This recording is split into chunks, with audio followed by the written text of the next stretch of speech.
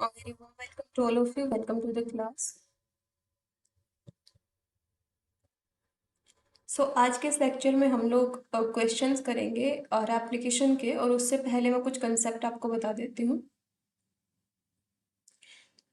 जैसे कि मैंने आपको बताया था कि जो प्राइमर है, प्राइमर को रिमूव करने के लिए एक चीज़ आप हमेशा ध्यान रखना,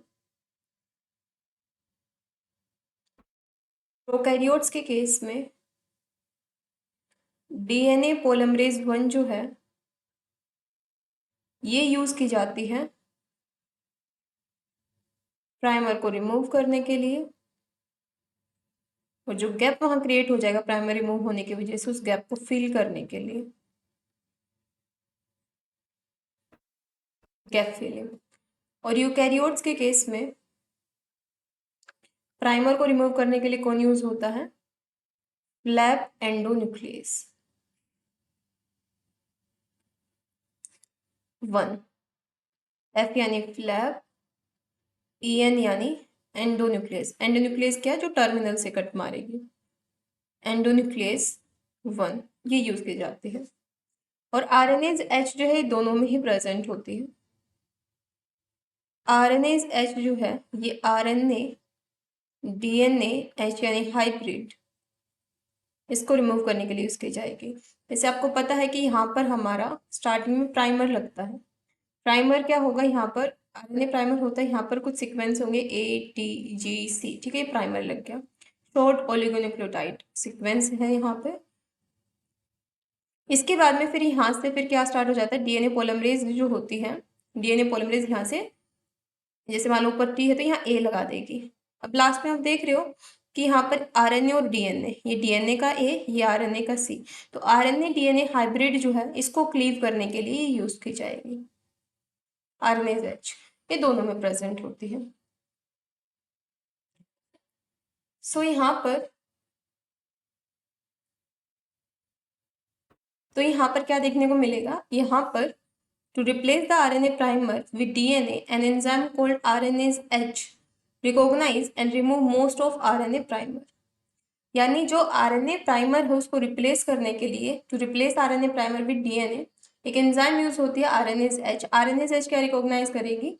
ये आरएनए प्राइमर को रिकॉग्नाइज करेगी और रिमूव करेगी, and this enzyme specifically degrade RNA that is base pair with DNA. और एंजाइम क्या करेगी? ये आरएनए को डिग्रेड करेगी, जो किसके साथ बेस पेयर होगा? डीएनए के साथ में, ठीक है। H का मतलब क्या होता है? RNA DNA hybrid. H का मतलब होगा हाइब्रिड। आई थिंक ये वाली चीज आपको क्लियर है। इसके एक एक पॉइंट आपने यहाँ पर ध्यान रखने हैं, मैं हाईलाइट कर देती हूँ। एक तो यहाँ पर ये वाली चीज बहुत इंपॉर्टेंट है, ये जो आरएनएज H है, ये आरएनएज H क्या करेगी? ये RNase H RNA DNA hybrid जो है इसको डिग्रेड करेगी, मतलब आरएनए और डीएनए हाइब्रिड जो होगा उसको क्लीव करने का काम करेगी। इसके अलावा आरएनएज H क्या करेगी? RNase H can only cleave bond between two ribonucleoprotein nucleotide. ये क्या कर सकती है? ये क्लीव कर सकती है राइबोन्यूक्लियोटाइड के बीच के बॉन्ड। बस ये चीज आपने ध्यान रखनी है, ठीक है। दूसरा पॉइंट क्या ध्यान रखोगे? Can only cleave bond between two ribonucleotides, two ribonucleotides, ठीक है। कि प्रोकैरियोट्स में डीएनए पॉलीमरेज 1 यूज होती है प्राइमर को रिमूव करने के लिए, गैप को फिल करने के लिए। यूकैरियोट्स में फ्लैप एंडोन्यूक्लियस यूज होती है, और आरएनए डीएनए हाइब्रिड जो होगा उसको डिग्रेड करने के लिए, एज वेल एज दो राइबोन्यूक्लियोटाइड के बीच का जो बॉन्ड होगा उसको क्लीव करने के लिए आरएनएज H यूज होती है, and RNase H is present in both. ये एक बेसिक कंसेप्ट होगा जो आपने ध्यान रखना है। इसी के साथ में एक और चीज जो मैंने आपको बतानी है, जो प्रोकैरियोट्स में एप्लीकेशन होगा उसको थीटर एप्लीकेशन भी कहा जाता है, ठीक है।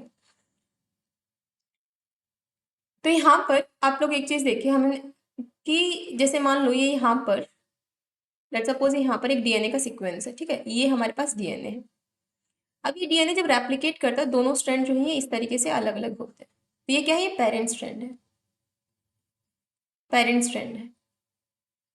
ये क्या होते हैं, पेरेंट स्ट्रैंड जो है ये मिथाइलेटेड होगा, ये जो है ये फुल्ली मिथाइलेटेड है, स्टार्टिंग में ये कंप्लीट हो चुका है रेप्लिकेशन, ये फुल्ली मिथाइलेटेड है यहाँ पर। लेकिन यहाँ पर क्या होता है, यहाँ पर जनरली जब यहाँ से रेप्लिकेशन स्टार्ट होगा, नया स्ट्रैंड बनेगा, ये क्या है, ये न्यू स्ट्रैंड है। न्यू स्ट्रैंड को एक और नाम से क्या जानते हैं हम लोग, डॉटर स्ट्रैंड।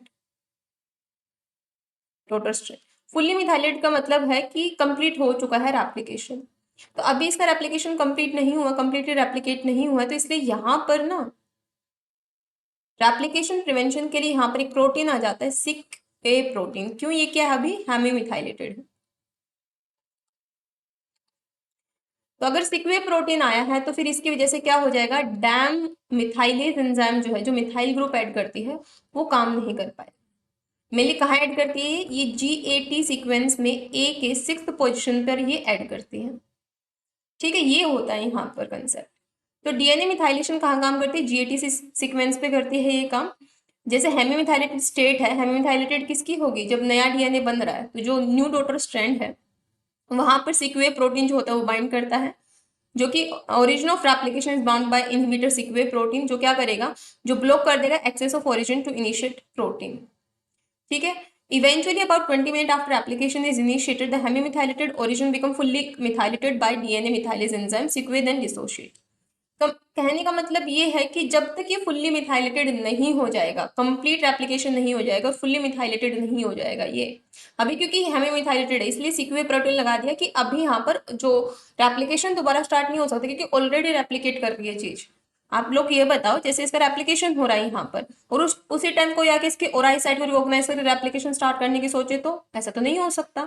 इसलिए इस स्टेट में क्या लगा दिया जाता है, इस स्टेट में सिक्वे प्रोटीन लगा दिया जाता है कि अभी ये बोलता है कि अभी मेरा रेप्लिकेशन कंप्लीट नहीं हुआ, हेमी मिथाइलेटेड हूं मैं, अभी काहे रिकॉग्नाइज कर रहे हो मेरे ओराई साइट को। तो यहाँ पर क्या होता है, जब तक ये फुल्ली रेप्लिकेट नहीं हो जाता ना, तब तक यहाँ पर सिक्वे प्रोटीन रहेगा, उसके बाद ये डिसोशिएट हो जाएगा। ठीक है, और कौन सा एंजाइम रिस्पॉन्सिबल है, इस कंसेप्ट को इधर से आप भूल जाओ, ये वाली चीज को मैं हटा देती हूँ। आप इस तरीके से ध्यान रखो, इस तरीके से आप ध्यान रखो, इसको आप भूल जाओ।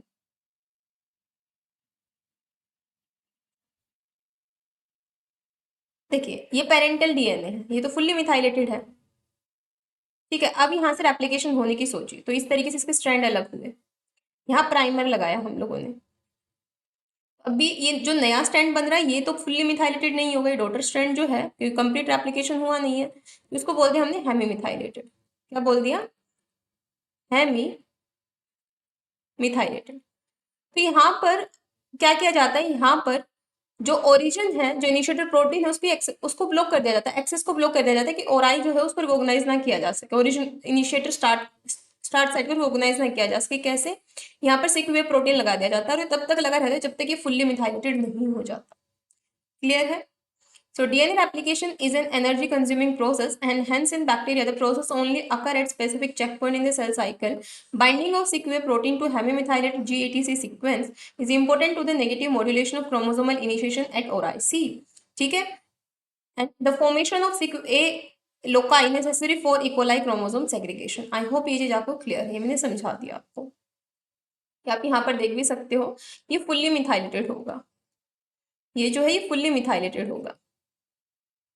यहाँ पर सिक्वे प्रोटीन ये आके लग गई, देखिए ये सिक्वे प्रोटीन लगा, क्यों, क्योंकि ये हेमी मिथाइलेटेड है।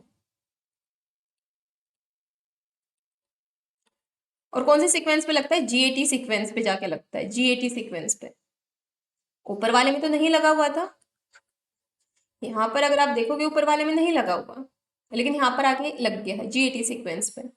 और जब तक ये फुल्ली ये, अब यहाँ पर क्या, अब यहाँ पर डैम मिथाइलेज एंजाइम यहाँ पर अब फंक्शन नहीं कर पा रही, डैम मिथाइलेज एंजाइम फंक्शन नहीं कर पा रही, और साथ साथ में DNA जो इनिशिएटर प्रोटीन, मैंने कहा था ना, इनिशिएटर प्रोटीन जो है वो रिकॉग्नाइज नहीं कर पाएगा, उसकी एक्टिविटी को ब्लॉक कर दिया जाएगा, रिकॉग्नाइज नहीं कर पा रहा अब इसको।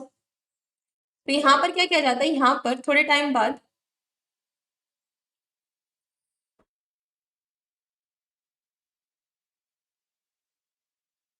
सो थोड़े थोड़े टाइम बाद यहाँ पर क्या होता है, थोड़े टाइम बाद यहाँ पर जो सिक्वे है, ये यहाँ पर ये जब ये फुल्ली मिथाइलेटेड हो जाता है तो यहाँ से क्या हो जाता है, रिलीज हो जाता है। ठीक है, यहाँ से क्या हो जाएगा, रिलीज हो जाएगा। और यहाँ पर जो है डैम मिथाइलेज एंजाइम आएगी, और डैम मिथाइलेज एंजाइम आने के बाद में यहाँ पर क्या देखने को मिल रहा है आपको, ये देखिए फुल्ली मिथाइलेटेड हो चुका है, ग्रीन ग्रीन कलर से यहाँ पर लग गई। कहने का मतलब सिंपल सा इतना है कि जब तक रेप्लिकेशन कंप्लीट नहीं हो जाएगा सीक्वे प्रोटीन रोक के रखेगा डीएनए इनिशिएटेड प्रोटीन को, डैम मिथाइलेज, कि अभी तुम काम मत करो, अभी ऑनगोइंग है रेप्लिकेशन। ठीक है, देन यहाँ पर नेक्स्ट कंसेप्ट आता है, ये चीज भी आपने ध्यान रखनी है। जब मैंने सेल साइकिल पढ़ाया था मैंने आपको एक चीज बताई थी कि जो लोडिंग होती है एंजाइम की वो कब होती है, लोडिंग एंजाइम्स की होती है जीवन फेज में। हेलिकेज जो है लोड हो जाती है, हेलिकेज लोड हो जाती है जीवन फेज में, लेकिन एक्टिवेट नहीं होती। एक्टिवेट कब होती है, एक्टिवेट ये होती है इन फेजेस में एक्टिवेट होगी। लेकिन अगर मैं आपको एक चीज बताऊं कि जो डीएनए पोलिमरेज है ना वो रिक्रूट ही एस फेज में होगी। ठीक है, अगर आपको इतना भी ध्यान नहीं रखना ना, एक लाइन ध्यान रख लेना कि most of the enzymes recruited इन जीवन फेज बट एक्टिवेट होती है वो एस डी टू और एम फेज में आके, मेनली एस फेज में आकर एप्लीकेट होती है, क्योंकि डीएनए एप्लीकेशन एस फेज में ही देखने को मिलता है। लोड जीवन में हो जाएंगी, एक्टिवेट एस फेज में होंगी। एक्टिवेट कब होंगी, एस फेज में, क्योंकि डीएनए एप्लीकेशन एस फेज में होता है। इसके बाद यहाँ पर कल मैंने आपको बताया था सीडीके डीडीके जो भी नाम होते हैं, एमसीएम 227 हेलिकेज जो है यहाँ पर, तो यहाँ पर ये जो सारे, यहाँ पर देखिए क्या देखने को मिलेगा, ये यहाँ पर ये बन रहा है हमारा प्री इनिशिएशन कॉम्प्लेक्स। जब आप प्री इनिशिएशन कॉम्प्लेक्स के बारे में बात करोगे ना तो वहां पर आपको बहुत सारी चीजें देखने को मिलेंगी। यहाँ पर ये सीडीके और डीडीके जो होते हैं ये आपको दिख रहा नहीं, ये क्या है, ये हमारी हेलिकेज एंजाइम है, तो इसमें डीडीके भी यहाँ पर आपको दिख रहा है। लेकिन डीडीके भी बहुत सारी चीजों के कॉम्बिनेशन होते हैं। सीडीके आप देखोगे तो इन 3 प्रोटीन से मिलकर बनते हैं ये सीडीके। ठीक है, और एक चीज आप देखो यहाँ पर डीएनए पॉलीमरेज एप्सिलॉन जो है पहले लोड हो गई है, डीएनए पॉलीमरेज एप्सिलॉन पहले लोड हुई है। लोड होने के बाद में फिर यहाँ पर कौन से लोड हुए, डीएनए पॉलीमरेज अल्फा और डेल्टा। अगर पूछा जाए कि पहले कौन सा एंजाइम लोड हो जाता है, लोड तो एप्सिलॉन हो जाता है, लेकिन एक्टिवेट पहले डीएनए पोल अल्फा होता है प्राइमर प्रोवाइड करवाने के लिए। ये चीज भी आपने ध्यान रखनी, छोटे छोटे कंसेप्ट पूछ ले जाते हैं। ये वही सिक्वे प्रोटीन का काम यहाँ पर दिखाया गया है कि फुल्ली मिथाइलेटेड है यहाँ पर, लेकिन जब हेमी मिथाइलेटेड होता है तो यहाँ पे सिक्वे प्रोटीन जो है बाइंड कर जाता है, डैम को यहाँ पर इनहिबिट कर दिया जाता है। जब यहाँ पर ये फुल्ली मिथाइलेटेड होने के लिए जाएगा तो सिक्वे प्रोटीन को रिमूव कर दिया जाएगा, डैम यहाँ पर एडेनिन के 6 पोजीशन पे क्या लगा देगी, मिथाइल ग्रुप ऐड कर देगी। ये तो कुछ छोटी मोटी बातें थी, मेन टॉपिक हमारा माइटोकॉन्ड्रियल डीएनए है। ठीक है, बहुत छोटी बातें थी, इनमें कुछ ज्यादा आपको दिमाग नहीं लगाना। मेन आज हमारा माइटोकॉन्ड्रियल डीएनए और क्वेश्चन है। माइटोकॉन्ड्रियल डीएनए के बारे में कुछ कुछ चीजें आपने ये ध्यान रखनी है कि डबल स्ट्रैंडेड डीएनए है, ये सर्कुलर है, इसी के साथ यूनिडायरेक्शनल है। अच्छा यहाँ पर ध्यान रखना, जो माइटोकॉन्ड्रियल डीएनए है ना, आपको पता है ना डीएनए से ही आरएनए बनता है, तो जो यूनिडायरेक्शनल क्या होता है, इसका रेप्लिकेशन यूनिडायरेक्शनल होता है माइटोकॉन्ड्रियल डीएनए का। लेकिन ना इसका जो ट्रांसक्रिप्शन है, ट्रांसक्रिप्शन क्या होता है, वो बाई डायरेक्शनल होता है। ट्रांसक्रिप्शन क्या होगा, बाई डायरेक्शनल, ये ध्यान रखना आपने। ये कैसा रहेगा, बाई डायरेक्शनल। कौन सा डीएनए पोल काम करता है, डीएनए पोलिमरेज गामा यहाँ काम करेगा। और हेलिकेज कौन सी होगी, ट्विंकल हेलिकेज। हेलिकेज कौन सी होगी, ट्विंकल हेलिकेज, हेलिकेज का नाम। ये कुछ बेसिक सी चीजें हैं। और माइटोकॉन्ड्रियल इनहेरिटेंस ऑफ डीएनए, जो माइटोकॉन्ड्रियल डीएनए होता है, अब आपको ये चीज तो पता होगा माइटोकॉन्ड्रियल डीएनए कैसे आया। माइटोकॉन्ड्रिया पहले, जैसे लेट सपोज यहाँ पर मैं एक चीज बताती हूँ आपको, ये मान लो यूकैरियोटिक सेल है, ठीक है, ये प्रोकैरियोटिक सेल, माइटोकॉन्ड्रिया को प्रोकैरियोटिक सेल कहा जाता था पहले, क्लोरोप्लास्ट को भी। तो इसने क्या किया, इसको इनगल्फ कर लिया, क्या कर लिया, इनगल्फ। लेकिन ये प्रोकैरियोट्स, इसके पास खुद का डीएनए प्रोटीन्स वगैरह सब है, इसलिए यूकैरियोट्स में देखोगे इनका 80s होता है राइबोसोम, इनका 70s हो, क्योंकि प्रोकैरियोटिक है नेचर में, खुद का डीएनए इनके पास में। ठीक है, तो ये एंडोसिम्बायोटिक थ्योरी अगर आपने पढ़ी होगी तो। सो मैटरनल इनहेरिटेंस ऑफ डीएनए, तो जैसे कि हमारे में क्या होता है, हमारे में माइटोकॉन्ड्रिया है, ठीक है, मेल में भी है और फीमेल में भी है। लेकिन जब मेल स्पर्म जो होता है, जो वो एंटर करता है, जब फर्टिलाइजेशन होता है तो रिप्रोडक्टिव ट्रैक में जब एंटर करता है तो वहां पर क्या हो जाता है, वहां पर फर्टिलाइजेशन के टाइम पर जो माइटोकॉन्ड्रियल शीट होती है वो डिस्ट्रॉय हो जाती है, किसकी? मेल की। इसलिए जो हमारा डीएनए होता है ना, माइटोकॉन्ड्रियल डीएनए, वो केवल मैटरनल होता है। ठीक है, mitochondrial DNA is transmitted through the female egg only. ठीक है, नॉन रिकॉम्बिनेंट होता है, ये दोनों से नहीं मिलता, एक से ही मिलता है, मदर से। ठीक है, अब यहाँ पर माइटोकॉन्ड्रियल डीएनए के बारे में कुछ चीजें देख लो आप लोग। पहले ये चीज देखो, ये इस तरीके से सर्कुलर होता है, क्योंकि प्रोकैरियोटिक डीएनए कैसा है? सर्कुलर है, डबल स्टैंडर्ड होता है, सर्कुलर होता है, राइट। यूकैरियोटिक लीनियर होता है, ये चीज आपको ध्यान है। और मैंने क्या कहा, जो पहले प्रोकैरियोटिक सेल थे यूकैरियोटिक ने इनगल्फ कर लिए, इसलिए हमारे अंदर माइटोकॉन्ड्रिया पाया जाता है। लेकिन माइटोकॉन्ड्रिया का खुद का डीएनए, खुद का प्रोटीन सब होता है इनके पास में, तो ये सर्कुलर है। तो यहाँ पर क्या होता है, यहाँ पर एक हैवी स्ट्रैंड होता है, लेट्स सपोज ये हैवी स्ट्रैंड है, ये लाइट स्ट्रैंड है। तो यहाँ पर क्या होगा, यहाँ पर जो रेप्लिकेशन कहाँ से स्टार्ट होता है? हैवी स्ट्रैंड से स्टार्ट हो जाता है। रेप्लिकेशन कहाँ से स्टार्ट होगा? हैवी स्ट्रैंड से। ये दो स्ट्रैंड है, एक हैवी मान लो, एक लाइट मान लो। रेप्लिकेशन होता है हैवी स्ट्रैंड से, या इसको हैवी मान लो, इसको लाइट मान लो, कुछ भी कर लो। तो यहाँ पर कुछ नहीं, कुछ सीक्वेंस होगा, मान लो GATC, कुछ भी सीक्वेंस होगा। तो रेप्लिकेशन यहाँ से स्टार्ट होता है। रेप्लिकेशन कहाँ से स्टार्ट होगा? यहाँ से, जिसकी वजह से आप देखिए यहाँ पर तीन, यहाँ पर आपको दिख रहे हैं 1 2 3, ट्रिपल स्ट्रैंड फॉर्म होते हैं। ट्रिपल स्ट्रैंड यहाँ पर फॉर्म होंगे, और साथ साथ में यहाँ पर इस तरीके से डी लूप का फॉर्मेशन भी होने लग जाता है। ठीक है, यहाँ पर क्या किया गया? यहाँ पर क्लीव किया गया है, आरएनए को क्लीव किया गया, जैसे इसको क्लीव किया गया। ठीक है, क्लीव करने के बाद में यहाँ पर एक प्राइमर के जैसा इसने काम किया, हल्का सा ये क्लीव किया, और उसके बाद में यहाँ से जो है सिंथेसिस स्टार्ट हो जाएगी। हैवी स्ट्रैंड को रीड करके कॉम्प्लीमेंट्री स्ट्रैंड बनेगा, और जब हैवी स्ट्रैंड का 2/3 एप्लीकेशन होने लग जाता है, तो यहाँ से फिर लाइट स्ट्रैंड का एप्लीकेशन स्टार्ट हो जाता है। ठीक है, इसमें बस ये चीज आपने ध्यान रखनी है, पहले हैवी स्ट्रैंड का एप्लीकेशन होता है, इसके बाद में यहाँ पर क्या होता है, ये देखिए यहाँ पर डी डी टाइप का स्ट्रक्चर फॉर्म होता है। तो डी लूप जब फॉर्म हो रहा है, तो यहाँ पर क्या होती है, यहाँ पर ये 1 2 3 ट्रिपल स्ट्रैंड यहाँ फॉर्म हो जाते हैं। ठीक है, इसके बाद डी लूप यहाँ एक्सपेंड करता है, जब यहाँ पर ये हैवी स्ट्रैंड 2/3 रेप्लिकेट कर जाता है, सेम वहीं पर फिर एल स्ट्रैंड होता है, वो भी रेप्लिकेट करना स्टार्ट कर देता है। ठीक है, तो डी लूप जो होता है डिस्प्लेसमेंट इसको कहा जाएगा। यहाँ पर ट्रिपल हेलिकल फॉर्म होते हैं, 3 स्ट्रैंड यहाँ पर फॉर्म होते हैं, देखिए इस तरीके से डी लूप फॉर्म हो गया यहाँ पर। ठीक है, ये हैवी स्ट्रैंड है, ये क्या है, ये हैवी स्ट्रैंड बोला गया है, ये लाइट स्ट्रैंड बोला गया। तो हैवी स्ट्रैंड को रीड करके सबसे पहले ट्विंकल हेलिकेज जो है, जब इस तरीके से ट्विंकल हेलिकेज काम करते हैं तो फोर्क बनता है, तो इस तरीके से हैवी स्ट्रैंड का फोर्क बन गया। अब इसको रीड करके एक और स्ट्रैंड कॉम्प्लीमेंट्री स्ट्रैंड बन रहा है, और नीचे लाइट स्ट्रैंड है। तो यहाँ पर देखिए डी लूप आपको दिख रहा है, स्ट्रैंड भी 1 2 3 तीन स्ट्रैंड दिख रहे हैं। ठीक है, ये हैवी स्ट्रैंड है, ये डॉटर स्ट्रैंड जो नया बन रहा है। अब आप इस स्ट्रक्चर में देखो तो आपको यहाँ पर जो है, ये देखिए यहाँ पर ओरिजिन, यहाँ पर ये देखिए ये ओरिजिन है, यहाँ पर ये ओरिजिन इसी डायरेक्शन में है। ठीक है, लेकिन यहाँ पर एक चीज आपने नोटिस करनी है, देखिए ओरिजिन हैवी स्ट्रैंड का, ये देखिए इस डायरेक्शन में दिखाया गया है। ठीक है, मेन चीज क्या ध्यान रखोगे आप, यहाँ पर ये देखिए HSP, heavy strand promoter, P promoter. Promoter कहाँ यूज होते हैं? ट्रांसक्रिप्शन में। इसके डायरेक्शन देखिए, ये डायरेक्शन है, ये डायरेक्शन है, ये लाइट स्ट्रैंड का प्रमोटर, इसके डायरेक्शन ये है। तो दोनों के अलग अलग डायरेक्शन है, इसलिए ट्रांसक्रिप्शन बाई डायरेक्शनल होता है, आरएनए की सिंथेसिस बाई डायरेक्शनल होती है, और डीएनए की यूनिडायरेक्शनल होती है। ठीक है, ये आप देख सकते हो कि हैवी स्ट्रैंड को रीड करके एक और स्ट्रैंड यहाँ पर फॉर्म होता जा रहा है। ठीक है, सॉरी, ये जो है ये हैवी स्ट्रैंड है, ये जो है देखिए हैवी स्ट्रैंड, यहाँ से देखिए ये कट लगा यहाँ पर, ये हैवी स्ट्रैंड है। तो यहाँ पर सिंगल स्ट्रैंड बाइंडिंग प्रोटीन ताकि अनवाइंड ना कर जाए, इसलिए बाइंड हो गया। फिर इसके कॉम्प्लीमेंट्री स्ट्रैंड जो ये फॉर्म होना स्टार्ट हो गया। कॉम्प्लीमेंट्री स्ट्रैंड कौन सा एंजाइम काम करता है? डीएनए पॉलीमरेज गामा काम करता है। ट्विंकल हेलिकेज यहाँ पर आगे आगे से ये बॉन्ड्स को कट करती जा रही है। जब 2/3 इतना रेप्लिकेशन हो जाता है हैवी स्ट्रैंड का, तो लाइट स्ट्रैंड होती है, ये भी फिर थोड़ी देर में लाइट स्ट्रैंड जो है ये भी यहाँ से इस तरीके से कट होगा और इसका रेप्लिकेशन भी स्टार्ट हो जाएगा। ठीक है, आई होप ये चीज आपको क्लियर है। ये देखिए क्वेश्चंस, आराम से 40 क्वेश्चन है, और मे भी एक आध क्वेश्चन आप करोगे तो आपको भी मिल जाए, क्या पता 3 4 क्वेश्चन एक्स्ट्रा इसके। अदरवाइज मैंने ट्राई किया है कि मैंने सारे क्वेश्चन ढूंढने की, बट एक आध क्वेश्चन फिर भी रह ही जाता है ना।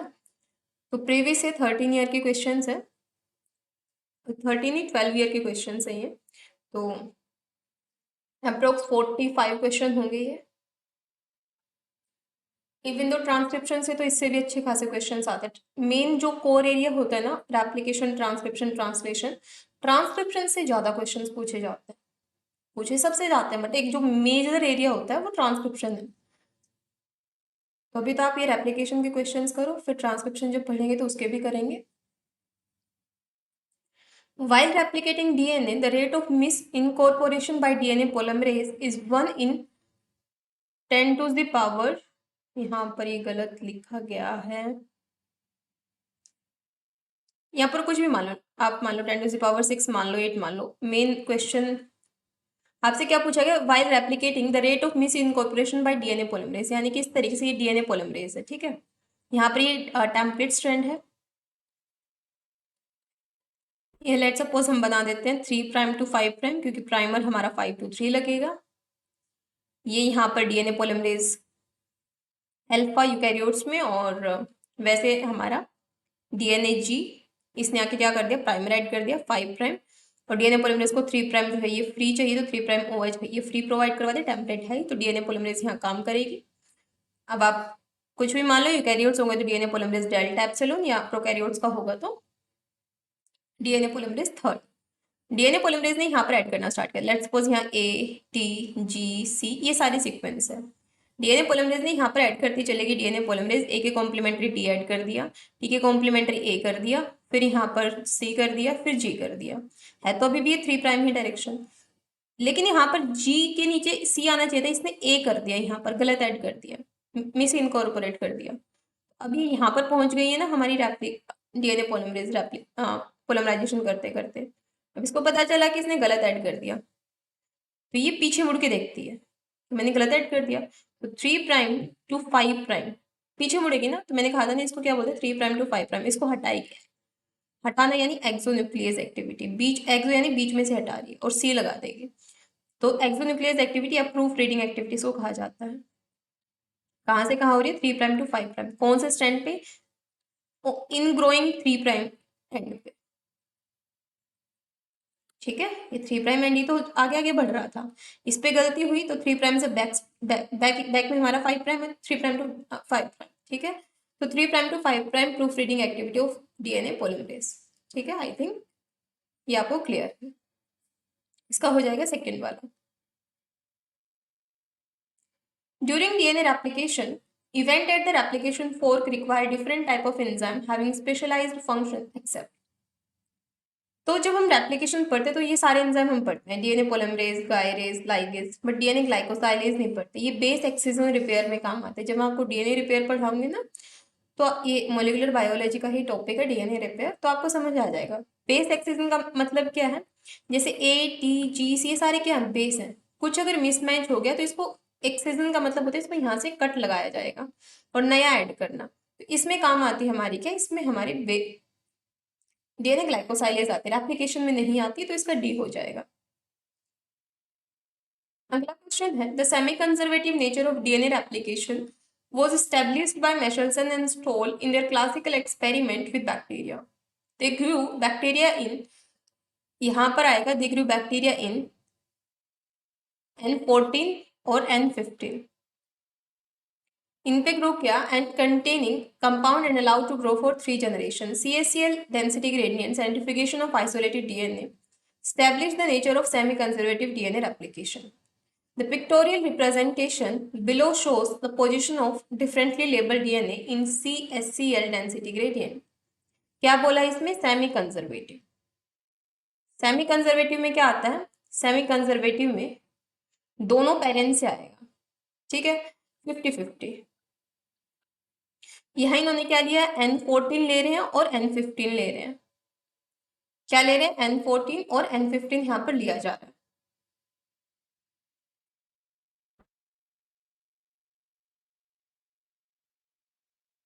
तो यहाँ पर क्या देखने को मिलेगा, जस्ट अ सेकेंड है, कंजर्वेटिव बोला गया, यहाँ क्वेश्चन में आपसे कंजर्वेटिव पूछा गया, लेकिन had the DNA application had been conservative, conservative बोला गया यहाँ पर। बताओ कंजर्वेटिव कैसा होगा, कंजर्वेटिव में तो कंजर्व रहता है, यानी 100% पेरेंट का और 100% डॉटर, 100% वाला था वो सेम एज इट इज था पेरेंट वाला, तो यहाँ पर मतलब हाइब्रिड तो नहीं बनेगा दोनों पेरेंट का मिला के, तो ये वाला स्ट्रेंथ तो होना नहीं चाहिए अगर हाइब्रिड नहीं है तो, क्योंकि हाइब्रिड तो हमारा सेमी कंजर्वेटिव में है, इन्होंने तो कंजर्वेटिव बोला है, तो हाइब्रिड में बीच में स्ट्रैंड है। अब आप देख सकते हो ये वाला स्ट्रैंड आपको कहाँ देखने को मिल रहा है, ये इस लोकेशन पे कहाँ कहाँ स्ट्रैंड है, इस लोकेशन पे यहाँ स्ट्रैंड है, तो ये होगा नहीं क्योंकि हाइब्रिड है ये वाला। इसके अलावा N14 और N15 दोनों पेरेंटल स्ट्रैंड अपने आप होंगे ये, तो ये भी नहीं होगा। इसके अलावा यहाँ पर देखिए ये भी हाइब्रिड है, बीच में इस पोजिशन पे हाइब्रिड है, मेन कंजर्वेटिव में तो N14 का अपना आराम से मिलेगा, N15 का आराम से मिलेगा, तो C हो जाएगा बिकॉज कंजर्वेटिव पूछा है, तो हाइब्रिड होने का तो यहाँ पर चांस ही नहीं है। In order to study the role of telomere in DNA replication, genetically engineered mice was prepared, where the gene for telomerase RNA was knocked out. क्या किया गया है, जो टेलोमरेज आरएनए है इनके जीन को नॉकआउट किया गया है, तो प्रोटीन तो बनेगा नहीं, आरएनए नहीं है तो प्रोटीन ही बनेगा। आगे बोला गया when cell from these knockout mice were taken and culture in vitro proliferated even after 100 cell division, लेकिन उसके बावजूद भी ये क्या कर रही है, ये प्रोलिफरेट कर रही है, फिर भी प्रोलिफरेट कर रही है 100 सेल डिवीजन तक, फिर भी इसमें रेप्लिकेशन ट्रांसक्रिप्शन सब हो रहा है। कैसे? Which of the following correct reason, human and mice are fundamentally different with respect to the requirement telomerase enzyme in context of DNA replication, कि क्या पता ह्यूमन और माइस दोनों में ही क्या हो कि जो रिक्वायरमेंट है टेलोमरेज एंजाइम की, वो इन्होंने क्या किया, टेलोमरेज एंजाइम टेलोमरेज आरएनए को नॉकआउट कर रखा है, ठीक है, टेलोमरेज को क्या कर रखा है, नॉकआउट। तो इन्होंने बोला क्या पता दोनों में रिक्वायरमेंट अलग हो, ह्यूमन को ज्यादा प्रेफरेबल है, यानी ह्यूमन का उसके बिना काम ही नहीं चलेगा टेलोमरेज एंजाइम के बिना, तो दोनों का अलग अलग हो सकता है रिक्वायरमेंट टेलोमरेज का। दूसरा, तो हम लोग इसको होल्ड पे रख देते हैं कि हो सकता है ना। In vitro mice DNA becomes circular due to end-to-end chromosome and does not require telomerase for DNA and replication. आप ये बताइए कि सर्कुलर क्रोमोसोम के क्या टेलोमरेज नहीं चाहिए? ये तो बिल्कुल ही गलत स्टेटमेंट दे दिया। Mice have very long strands of telomere DNA sequence to that of human. कि जो माइस है उसका लॉन्ग स्ट्रेच ऑफ डीएनए है, स्ट्रेच ऑफ टेलोमर डीएनए, यानी जो टेलोमरेज है ना उसका सीक्वेंस बहुत बड़ा है, बहुत लॉन्ग स्ट्रेच है, इसकी वजह से वो 100 सेल डिवीजन तक भी कर पा रही है आगे प्रोलिफरेट। हाँ, ये हो सकता है कि शायद उसका टेलोमेर डीएनए सीक्वेंस जो है वो ज्यादा लॉन्ग है, इस वजह से हो रहा है, ठीक है। इन माइस डीएनए एप्लीकेशन यहाँ पर आरएनए प्राइमरी की रिक्वायरमेंट नहीं होती है, तो बिल्कुल ही गलत है, इसका ऑप्शन नंबर सी हो जाएगा। इन bacteria chromosomal DNA application start है, तो बैक्टीरिया में प्रोकैरियोट्स में क्रोमोसोमल डीएनए कहाँ से स्टार्ट होता है, एक ही लोकाई पे जहां ओराइसी था, एक ही था ओराइसी, तो वन स्पेसिफिक लोकस से। ये क्वेश्चन देखिए, ये बहुत इजी क्वेश्चन है ये। In a cell free extract containing DNA polymerase 1 Mg2 positive DATP, ये अगर आपने ना यूनिट 13 किसी ने पढ़ी हो, उसमें अगर आपने सेंगर मेथड पढ़ा है ना, तो आप आराम से कर जाओगे, उसको हम चेन टर्मिनेशन मेथड भी बोल, सॉरी ये वाला यहाँ पर DATP है, सॉरी सॉरी सॉरी, मेरे को लगा यहाँ पर DD है, डाइडियोक्सिन, नो नो नो नो, यहाँ पर सेंगर मेथड नहीं लगेगा। ये सेंगर मेथड या चेन टर्मिनेशन तब बोलते हैं जब हम लोग, देखो एक तो आप लोग यहाँ पर पढ़ रहे हो, ये मैं अभी, चलो ये निकल ही गया कंसेप्ट, इसको बता ही देती हूँ क्योंकि आगे से रिलेटेड एक और क्वेश्चन है। देखिए DD, अभी तो ये आपने DNTP पढ़ा है, deoxynucleotide triphosphate, right, ये यहाँ पर A भी हो सकता है, T भी, G भी, C भी, लेकिन DDNTPs क्या होते हैं, DDNTPs जो होते हैं ना, ये क्या करते हैं, ये एप्लीकेशन को ही बंद कर देंगे, चेन को ही टर्मिनेट कर देंगे, ठीक है, चेन टर्मिनेट कर देंगे। अगर ये DDNTP है, T यानी ट्राइफॉस्फेट, लेकिन अगर DDNMP है फिर चालू रहेगी प्रोसेस, ठीक है, सिंथेसिस स्टार्ट रहेगी, ठीक, तो ये फर्क होता है इनमें। लेकिन अभी के लिए इस क्वेश्चन पे आइए आप, यहाँ पर आपने स्टेटमेंट पढ़ने हैं और मैच करना है, ठीक है। पहला है single stranded closed circular DNA molecule containing 824 nucleotide, क्या बोला है, क्लोज सर्कुलर डीएनए है, 824 न्यूक्लियोटाइड्स है, ठीक है। आगे दूसरा कंडीशन क्या बोला है, single stranded closed circular DNA molecule having 1578 nucleotide base pair with linear single stranded DNA molecule of 824 nucleotide having a free 3' OH। दूसरा क्या बोल रहे हैं यहाँ पर,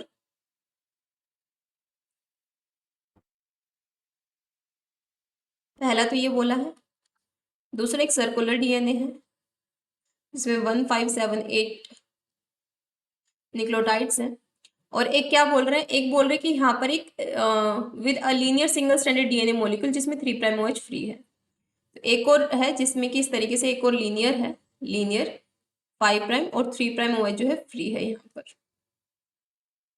ये सेकेंड कंडीशन है।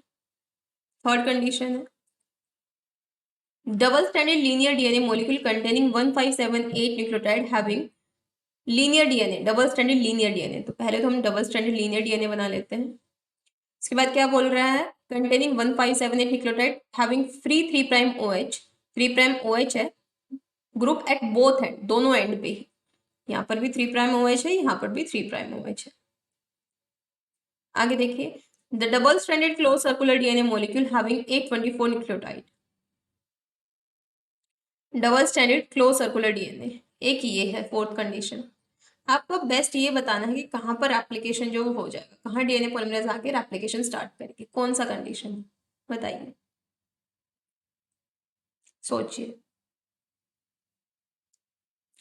मैंने एक चीज बताई थी कि एप्लीकेशन के लिए फ्री 3 प्राइम OH चाहिए और टैम्पलेट चाहिए, तो इसको मान ले टैम्पलेट, फ्री 3 प्राइम OH है ही, मतलब ये प्राइमर के जैसा काम कर रहा है यहाँ पर। यहाँ मान लो ATGC ये सारे सीक्वेंस है, तो ये रीड करता चलेगा, यहाँ से डीएनए पॉलीमरेज यहाँ बैठ सकता है, रीड करता चलेगा TA, आराम से एप्लीकेशन यहाँ पर हो जाएगा। तो बेस्ट एप्लीकेशन जो है B वाले में होगा। B वाले का रिप्रेजेंटेशन यहाँ किया गया इस तरीके से, तो ग्राफ में देखो कहाँ पर ये सबसे ज्यादा शो हो रहा है, ये केवल आपको यहाँ शो हो रहा है थर्ड वाले में, ये B वाला, इसका C ऑप्शन हो जाएगा। ठीक है, नेक्स्ट देखिए, each origin of replication is activated only once, this is achieved because, कि जो ओरिजिन ऑफ रेप्लिकेशन एक्टिवेट होगा एक ही बार, क्यों, pre replicative complex can only form in G1, कि प्री रेप्लिकेटिव यानी जितने भी एंजाइम है वो G1 में लोड हो जाते हैं, and replication can only be initiated when pre replicative complex is disassemble at the beginning of S phase, बिल्कुल, और एस फेज में रेप्लिकेशन स्टार्ट होता है, एग्जैक्ट है ये। Replication can only be initiated when pre replication complex is intact, no, replication can only be initiated when unphosphor, ये तो बिल्कुल नहीं है रेटिनोब्लास्टोमा का। Pre replicative complex can only form in S phase, नहीं, G1 फेज में ही हो जाता है, तो इसका क्या है, इसका फर्स्ट हो जाएगा।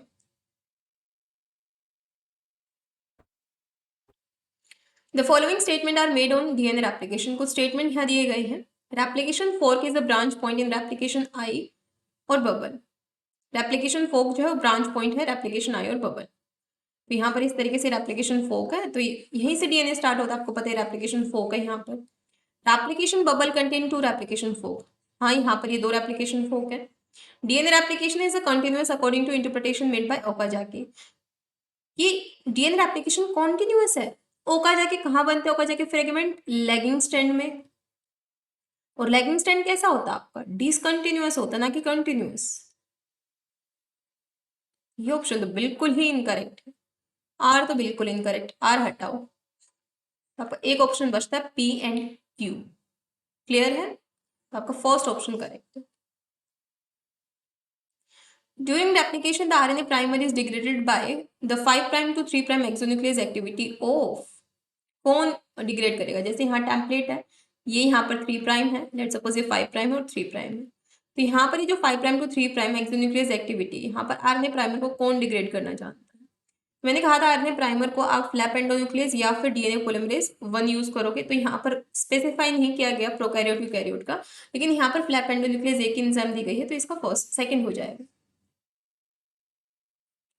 Coping error occur during replication corrected bye proof reading activity of DNA polymerase, अभी मैंने बताया था प्रूफ रीडिंग एक्टिविटी कैसे होती है, at the 3 prime end of growing chain and remove them by 3 prime to 5 prime exonuclease activity, मैंने बताया था ये टेम्पलेट है, यहाँ पर 5 प्राइम टू 3 प्राइम प्राइमर है, कुछ गलत ऐड हुआ तो यहाँ पर बैक ट्रैक किया जाएगा, ये 3 प्राइम ग्रोइंग चेन ही तो चल रही है, तो 3 प्राइम से 5 प्राइम की तरफ गया, वापस गया, तो remove them by 3 prime to 5 prime exonuclease. Eukaryotic DNA polymerase has tightly associated primase activity but moderate processivity. DNA polymerase epsilon and delta are highly processive but lack primase activity. Given below are 4 statements about leading and lagging strand synthesis in eukaryote. आपको correct बताना है. Leading and lagging strand are synthesized by DNA polymerase alpha. DNA polymerase alpha तो primer synthesis करवाता है. Entire leading lagging strand are synthesized by delta and epsilon. Eukaryotic replication is primer independent. कि primer की जरूरत नहीं पड़ती? नहीं पड़ती है. Only the lagging strand synthesis need primer and synthesize DNA polymerase alpha. कि केवल lagging strand को ही जरूरत पड़ती है प्राइमर की, नहीं लीडिंग को पड़ती है. Primer for both the strand are synthesised by polymerase alpha, कि लीडिंग और लैगिंग स्ट्रैंड के लिए जो प्राइमर सिंथेसाइज करता है वो पॉलीमरेज अल्फा करता है, बिल्कुल. देन बोल रहे हैं कि उसके बाद में फॉलोड बाय पॉलीमरेज स्विचिंग, बिल्कुल पॉलीमरेज स्विचिंग होती है अल्फा से, अगर लीडिंग स्ट्रैंड होगा तो वहां पर एप्सिलॉन काम करेगी, लैगिंग होगा तो वहां डेल्टा काम करेगी. ठीक है, तो डी ऑप्शन हमारा करेक्ट है. In eukaryotic replication helicase loading occur at all replicated during, load तो जीवन में हो जाता है। ये देखिए क्या बोला गया यहाँ पर, ये बहुत बड़ा क्वेश्चन है लेकिन बहुत इजी है। मैं इतना ज्यादा आपको पढ़ा नहीं रही है पूरा बड़ा क्वेश्चन। इसमें केवल इतनी चीज है कि जो दो स्ट्रैंड है, एक 14 है एक 15 है, ठीक है। तो यहाँ पर जब आपने ये पूरा प्रोसेस एक्सपेरिमेंट यहाँ किया गया तो लास्ट का रिजल्ट देखो आप, यहाँ पर बोला गया कि हाइब्रिड डीएनए बैंड फॉर्म हो रहा है। हाइब्रिड डीएनए बैंड फॉर्म हो रहा है, और हाइब्रिड कहाँ फॉर्म होता है? सेमी कंजर्वेटिव में, क्योंकि दोनों ही पेरेंट का आता है। कंजर्वेटिव में तो एग्जैक्ट कंजर्व रहेगा वो, ठीक है। तो हाइब्रिड डीएनए कहाँ फॉर्म होगा? सेमी कंजर्वेटिव में, तो रेप्लिकेशन सेमी कंजर्वेटिव है। आपको वो टर्म मिल जाए ना जो आपको पता है, तो उससे आप क्वेश्चन इजीली कर जाओगे। As topoisomerase plays an important role during replication, large number of anti-cancer drugs have been developed that inhibit the activity of these enzymes. मतलब टोपोइसोमरेज एंजाइम की एक्टिविटी को इनहिबिट करने के लिए बहुत सारे जो ड्रग्स हैं वो क्या किए गए हैं, वो डेवलप किए गए हैं। Which one of the following statement is not true about topoisomerase?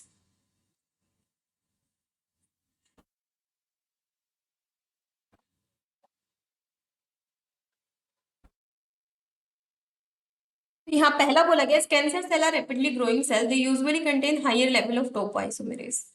ये कैंसर सेल जो होते हैं वो रैपिडली ग्रोइंग सेल्स होते हैं and they usually contain high level of topoisomerase, उनके पास टोपोइसोमरेज बहुत ज्यादा होगी। दूसरा बोले transient DNA break created by topoisomerase are usually converted to permanent break in the genome in the presence of topoisomerase targeted drug. ये बोल रहे हैं यहाँ पर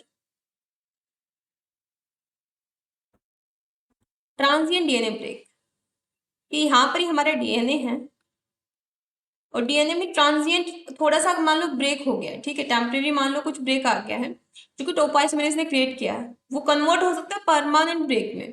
कब? इन the genome in the presence of topoisomerase targeted drug. अगर topoisomerase targeted drug डालती, पहले तो क्या था, पहले तो ट्रांजिएंट था, टेम्परेरी ड्रग था, टेम्परेरी डीएनए ब्रेक किसने क्रिएट किया? टोपोइसोमरेज ने। टोपोइसोमरेज ने क्या किया? थोड़ा सा ब्रेक क्रिएट कर दिया। लेकिन अब मान लो आपने क्या किया, टोपोइसोमरेज टारगेटेड ड्रग और लोड कर दी, तो वो जो टेम्परेरी था वो परमानेंट बन जाएगा वो, ठीक है, परमानेंट ब्रेक। तो ये तो करेक्ट है।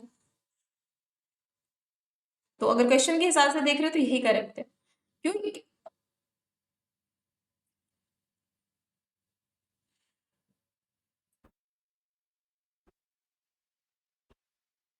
करेक्ट तो बी है ना? Just a second. अच्छा यहाँ पर नोट ट्रू पूछा गया है, नोट ट्रू पूछा गया है, सॉरी, नोट ट्रू। तो cancer cell are rapidly growing cell, they usually contain high level of topoisomerase. तो कैंसर सेल तो हमें पता ही है कि कैंसर सेल क्या होंगे, रैपिडली ग्रो करते हैं। मैंने कहा था ना रैपिडली ग्रो करेंगे, कोई उनमें एपोप्टोसिस वगैरह नहीं देखने को मिला। सेल डिवीजन बहुत फास्ट होता है। अब सेल डिवीजन फास्ट हो तो सेल के अंदर हमारा रेप्लिकेशन भी हो रही है, तो टोपोइसोमरेज भी वहाँ ज्यादा होंगी। ये तो करेक्ट है। As cancer cell often have impaired DNA repair pathway, they are more susceptible to a topoisomerase targeted drug. कि जो कैंसर सेल होते हैं उनके पास में क्या होता है, ना के बराबर इम्प्योर डीएनए होगा। They are more susceptible to a topoisomerase targeted drug, कि ज्यादा ससेप्टेबल होंगे। अगर वैसे तो यहाँ पर क्या देखने को मिलता है, इतना ज्यादा यहाँ दिक्कत देखने को मिले, क्योंकि जो कैंसर सेल होते हैं उनमें क्या होता है, डिफेक्टिव होते हैं वो। अगर मान लो इम्पेयर डीएनए रिपेयर पाथवे है, डीएनए रिपेयर पाथवे ढंग से काम नहीं कर पा रहा है, इम्पेयर्ड है, तो यहाँ पर टोपोइसोमरेज टारगेटेड ड्रग आराम से आके काम करेंगे, ठीक है। Drug which specifically target topoisomerase usually do not affect normal fast growing cell. कि जो हमारे टोपोइसोमरेज टारगेटेड ड्रग है वो नॉर्मल सेल को इफेक्ट नहीं करेंगे। क्यों नहीं करेंगे? उनमें क्या रेप्लिकेशन नहीं होता। आगे आपसे पूछा गया यहाँ पर टीलोमरेज क्या है। टीलोमरेज मैंने कहा था आरएनए डिपेंडेंट डीएनए पॉलीमरेज है, तो डी हो जाएगा। नेक्स्ट यहाँ पर आपसे क्वेश्चन पूछा गया है कि टेलोमरेज की कौन सी प्रॉपर्टी अलग होती है आपकी डीएनए पॉलीमरेज से। Telomerase require template to direct the addition of nucleotide. बिल्कुल, टेलोमरेज खुद का एक टेम्पलेट लेके आता है आरएनए का, करेक्ट है। Telomerase can only extend a 3' OH end of the DNA. पहली बात तो यहाँ पर ये देखिए कि ये 5' है, ये यहाँ पर 3' है, तो ये इस एंड को, ये क्या होगा, ये इसका 3' एंड होगा। तो क्या ये इसी एंड को ही ग्रो करना जानता है? क्या only extend 3' OH of DNA? No. Telomerase does not carry out lagging strand synthesis.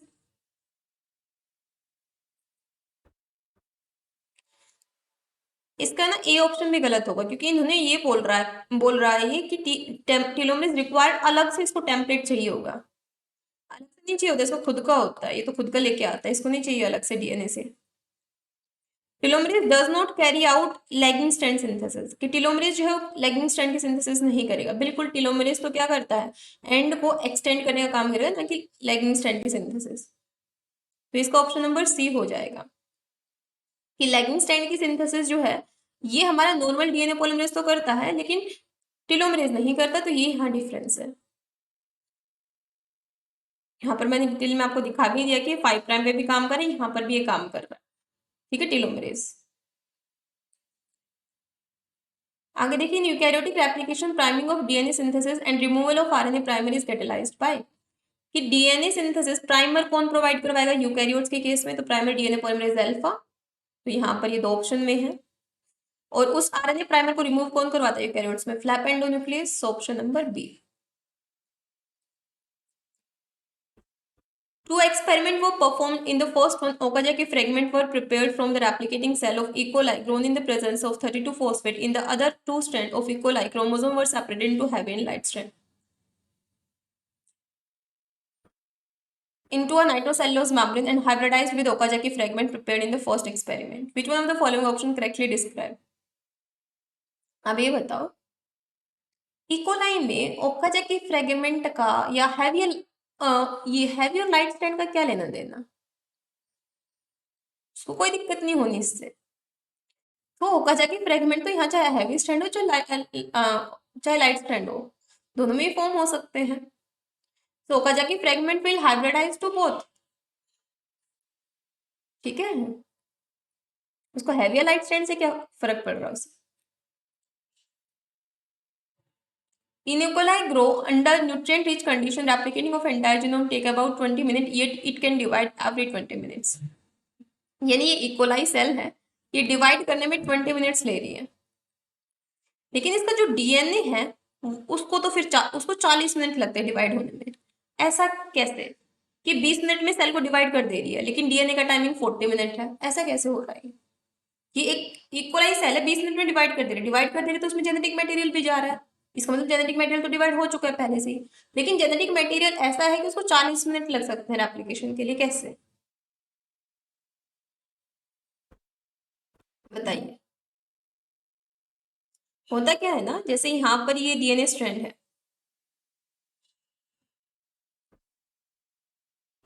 ये मान लो ये डीएनए, क्योंकि डबल डीएनए यहाँ पर सिंथेसाइज होगा, तो यहाँ ये होता है कि एक का रेप्लिकेशन फिनिश नहीं होता, दूसरे का स्टार्ट हो जाता है इस तरीके से। मान लो ये 20 मिनट्स में रेप्लिकेट करा, ये भी 20 मिनट में, टाइम तो 40 मिनट लग रहा है, लेकिन एक साथ स्टार्ट हो गया है थोड़े टाइम, इसलिए 20 मिनट में पूरा प्रोसेस कंप्लीट हो जाता है। तो ये वाला ऑप्शन आप पढ़िए, second round of genome replication begin before the completion of first round of replication, कि सेकंड राउंड जो है वो फर्स्ट राउंड के कंप्लीट होने से पहले स्टार्ट हो गया, इसीलिए यहाँ पर 20 मिनट्स में सेल डिवाइड कर गए, बेशक टाइम 40 मिनट वाला हो। ठीक है, बेशक इतना टाइम ले रहा हो।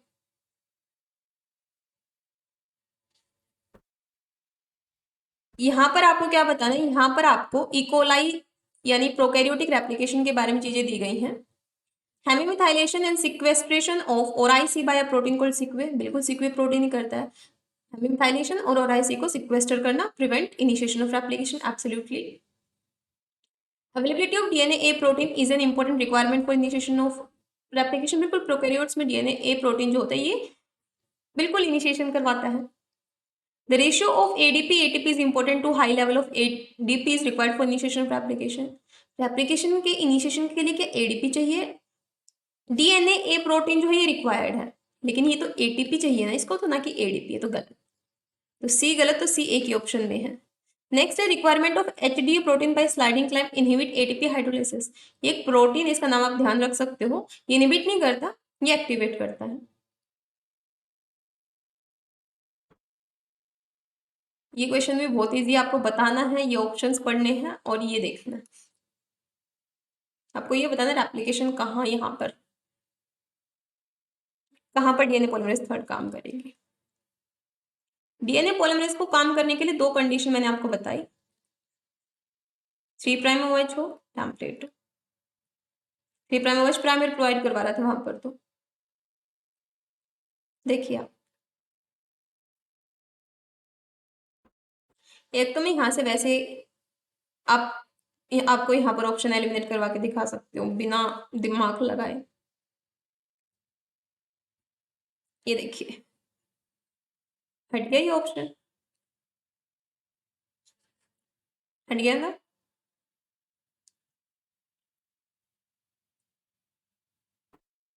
और देखिए दिमाग लगाइए थोड़ा, टेम्पलेट भी चाहिए होता है ना। क्या फर्स्ट वाले में आपको टेम्पलेट दिख रहा है? कहाँ टेम्पलेट है? कोई टेम्पलेट नहीं है यहाँ पर। और 3 प्राइम OH कहाँ फ्री है? 5 प्राइम फ्री है। इसे तो एक्सटेंड हो सकता है क्योंकि टेम्पलेट यहाँ पर इसको टेम्पलेट को रीड करेगा, यहाँ से एक्सटेंड हो सकता है, लेकिन यहाँ पर 5 प्राइम फॉस्फेट है ना कि 3 प्राइम, ये भी गलत। आगे देखिए,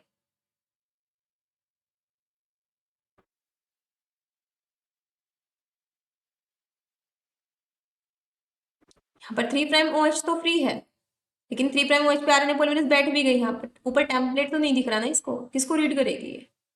यहाँ पर इस वाले एरिया में बैठ तो गई DNA पॉलीमरेज, अब वो बोल रहे मैं रीड किसे करूँ, टेम्पलेट तो मुझे ऊपर दिख ही नहीं रहा है। ये भी गया। आगे देखिए, यहाँ पर बैठ गई DNA पॉलीमरेज, ऊपर इसको टेम्पलेट ही नहीं दिख रहा। इनमें से कहीं पर भी आपको रेप्लिकेशन होता नहीं दिख रहा। हाँ, केवल अगर यहाँ बैठती है ना तो यहाँ से रेप्लिकेशन कर सकते, नीचे टेम्पलेट है, यहाँ से हो सकता है, चलो इस ट्रेंड पे हो सकता है। लेकिन डी डी के बारे में तो नहीं बोलते कि डी स्ट्रैंड को केवल पोलिमरेज 1 ही एक्सटेंड कर सकती है। भाई पोलिमरेज 1 तो आरएनए प्राइमर रिमूव करती है, ये कैसे एक्सटेंड कर देगी? C will be extended by both pol 1 and pol 3, नहीं है तो किसी के द्वारा एक्सटेंड नहीं होगा। नीदर बी और not C will be extended by either pol 1 और पोल 3, कि बी और सी दोनों में से कोई भी एक्सटेंड नहीं होगा, चाहे पोल 1 हो चाहे पोल 3। ये बिल्कुल करेक्ट ऑप्शन है सेकंड वाला, कि बी वाले के पास तो यहाँ पर 5 प्राइम OH लिख रखा है, ये तो वैसे ही कंडीशन पॉसिबल नहीं है। 3 प्राइम में हमारे पास 3 प्राइम OH तो है इसी ऑप्शन में, लेकिन टेम्पलेट नहीं है। नेक्स्ट क्वेश्चन देखिए, E coli take 40 minute to duplicated genome using bidirectional mode. Bidirectional mode, ठीक है। If E coli were to use unidirectional, अगर यूनिडायरेक्शनल है, क्या है यूनिडायरेक्शनल?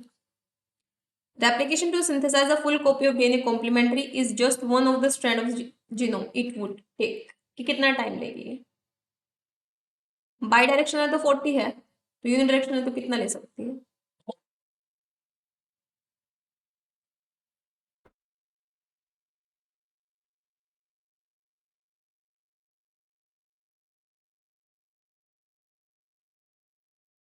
मतलब इस तरीके से डीएनए है आपका, इस तरीके से डीएनए रेप्लिकेशन फोक है, ठीक है। तो ये इधर और इधर एट द सेम टाइम, इन दोनों में इधर भी रेप्लिकेट फास्ट करती है, इधर भी फास्ट, और 40 मिनट में कर देती है। वहीं ये डीएनए है, अब यहाँ से बैठ के रेप्लिकेशन ये स्टार्ट करिए एक डायरेक्शन में, कितना टाइम लगेगा? डबल ले जाएगी ना, इसका 80 minutes. On sequence analysis of double stranded DNA the result showed by the content of cytosine, cytosine कितना दिया है? 20%। What is the amount of A and T? हम क्या बोलते हैं, A plus T is equal to G plus C. अब यहाँ पर साइटोसिन दिया 20 और जी और सी का कंटेंट सेम होगा, 20 कितना हो गया? 40% ये है, तो ए और टी कितना रहा होगा? 60% ये रह रहा होगा, तो डी ऑप्शन। ये क्वेश्चन देखिए, following statement have been made about removal of super coiling produced by DNA unwinding at the replication fork. Accumulation of super coil is the result of DNA helicase. Super coiling किसकी वजह से? DNA helicase की वजह से, absolutely. यहाँ पर इस तरीके से हमारा ये डीएनए है, और डीएनए में यहाँ पर हेलिकेज एंजाइम जो है ये काम करती जा रही है, इस तरीके से कट करती जा रही है हाइड्रोजन बॉन्ड्स को, तो यहाँ पर ये सुपर कोइल होने लग जाता है, जिसको भी टोपोआइसोमेरेज आके रिमूव करती है, तो ये तो correct. Problem of DNA super coiling is valid only for circular chromosome, कि सुपर कोइलिंग केवल सर्कुलर क्रोमोसोम में होगी। क्यों? लीनियर लीनियर में क्या हेलिकेज एंजाइम नहीं काम करती? सर्कुलर हो चाहे लीनियर हो, प्रोकैरियोट में सर्कुलर था, यूकैरियोट में लीनियर था, लेकिन मैंने दोनों ही टोपोआइसोमेरेज एंजाइम का काम बताया आपको। Super coiling of DNA is removed by topoisomerase by breaking either one और both strand of DNA on unreplicated DNA in front of replication fork. क्या बोल रहे हैं अभी यहाँ पर? अभी यहाँ पर ये बोला जा रहा है कि सुपर कॉइलियम डीएनए कौन रिमूव करता है? टोपोइसोमेरेज करता है। सिंगल स्ट्रैंड पे भी कर सकते हैं, डबल स्ट्रैंड पे भी कर सकते हैं। बिल्कुल, टोपोइसोमेरेज 1 सिंगल स्ट्रैंड को करती है, 2 डबल स्ट्रैंड को करती है। टोपोइसोमेरेज 1 एंड 2 क्या करती है? ये पॉजिटिव सुपर कॉइलिंग को रिमूव करते हैं। बिल्कुल, पॉजिटिव को रिड्यूस करते हैं ये। तो A C D is the correct, that means third option is the correct. ये देखिए, यहाँ पर ऑप्शन पढ़ने हैं और आपको आंसर बताना है। On right side of dotted line leading strand synthesis occur. यहाँ क्या होगा? यहाँ 5 प्राइम रहा होगा इसके लिए, तो ये क्योंकि 3 प्राइम है इधर, इसके लिए यहाँ पर ये 3 प्राइम रहा होगा। ये 3 प्राइम है तो इसके लिए 5 प्राइम रहा होगा। ये 5 प्राइम है तो इसके लिए यहाँ पर 3 प्राइम रहा होगा। बताओ, ये हाफ ऑफ डीएनए का इन्होंने पूछा है आपसे। ये जो है ये अपर साइड है, ये लोअर साइड है। तो यहाँ पर क्या लगेगा? यहाँ पर लग जाएगा आपका प्राइमर। अभी मैं आपको अपर वाले के लिए बता रही हूँ। तो प्राइमर यहाँ लगेगा 3 प्राइम OH, डीएनए पोल बैठा और यहाँ पर ये लीडिंग स्ट्रैंड। तो ये वाला तो लीडिंग स्ट्रैंड होगा। तो ये एल का मतलब है लेफ्ट साइड। तो लेफ्ट साइड जो है इसका अपर स्ट्रैंड जो है लीडिंग है। तो इसके नीचे वाला क्या होगा? नीचे वाला देखिए 3 प्राइम है, तो यहाँ पर क्या 3 प्राइम है, तो ऊपर वाला क्या जाएगा? जस्ट अ सेकेंड, यहाँ पर एक मिस्टेक हो गई जस्ट अ सेकेंड। यहाँ ऐसे यहाँ पर बनाते हो इस ग्राफ को। इस तरीके से दिया गया आपको 5 प्राइम 3 प्राइम 3 प्राइम और 5 प्राइम, और ये डॉट डॉट डॉट डॉट आपको लाइन दे दी है, यानी यहाँ पर ये हाफ करके आपसे पूछ रहा है। यहाँ क्या होगा? 3 प्राइम इसके लिए यहाँ 5 प्राइम, ये 5 प्राइम है तो 3 प्राइम, इसके लिए 5 प्राइम। ये राइट है साइड और ये लेफ्ट साइड है, ये अपर और लोअर है। ठीक है, तो यहाँ पर सबसे पहले प्राइमर ऐड होगा। तो प्राइमर जो है हमारा, यहाँ पर ये 5 प्राइम है, ये 3 प्राइम है। यहाँ पर प्राइमर अगर मैं ऐड कर देती हूँ 5 प्राइम को 3 प्राइम, तो क्या यहाँ सिंथेसिस होगी? पहले तो ऐड ही नहीं हो पाएगा। 5 प्राइम के नीचे 3 प्राइम आता है, एंटी कॉम्प्लीमेंट्री होता है, तो यहाँ तो ऐड ही नहीं हो पाएगा प्राइमर। प्राइमर यहाँ थोड़ा हटके पीछे पीछे करना पड़ेगा ऐड, यहाँ पर 5 प्राइम 3 प्राइम, राइट। तो यहाँ करना पड़ेगा ताकि यहाँ पर ऐसे हो जाए रेप्लिकेशन, लेकिन फिर भी ये रह जाएगा, तो थोड़ा सा यहाँ ऐड करना पड़ेगा। तो ऊपर तो लैगिंग स्ट्रैंड बनेगा इस तरीके से, नीचे 3 प्राइम में डीएनए पॉलीमरेज बैठेगा और यहाँ पर लीडिंग स्ट्रैंड बन जाएगा। सिमिलरली यहाँ 3 प्राइम है, तो यहाँ अगर मैं ऐड करूंगी, या ऊपर 3 प्राइम यहाँ ऐड करूंगी तो 5 प्राइम और 3 प्राइम, तो यहाँ तो इस तरीके से लीडिंग स्ट्रैंड बनेगा। ठीक है,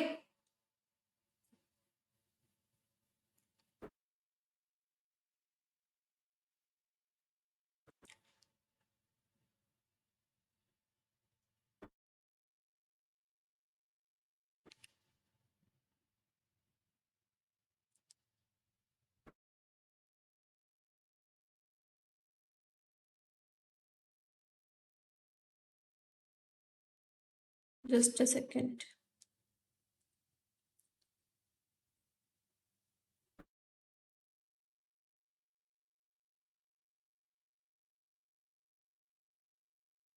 यहाँ पर ना जैसे इस तरीके से हम डीएनए बनाते हैं, इसी को मैं ऐसे ही बना लेती हूँ क्योंकि अदरवाइज तो कन्फ्यूजन होगा। इस तरीके से बना लेते हैं ना, इस तरीके से बनाया गया है। ये हाफ हाफ मैं यहाँ से कर देती हूँ।